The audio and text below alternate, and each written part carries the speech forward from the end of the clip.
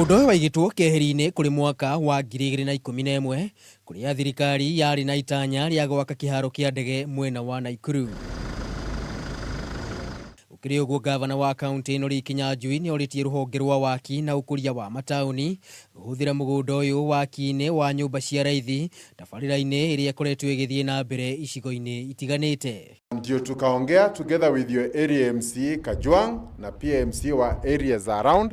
Hawako kwa sasa kwa sababu tumewatuma. There's a bill we are bringing on the urban upgrading of Nakuru City. Kwa hivyo nimewatuma sehemu ya Naivasha ambapo wanatengeneza hiyo maneno, lakini tungetaka kuinua sehemu hii kwa sababu wengi wenyu hapa mnakumbuka Kaptembo ya hapo zamani haiko inajua atalami. Na vile mnajua gavana atawaeleza hapa tunataka ikuwe city, ikikuwa city kila kitu yote ile mnasikia iko Nairobi, ile vitu mnasikia iko Nairobi atakuja hapa.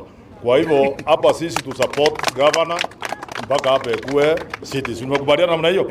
Simekubaliana hapa itakuwa city. Kwa hivyo hatutaki kusikia watu wale wanatoka reserve.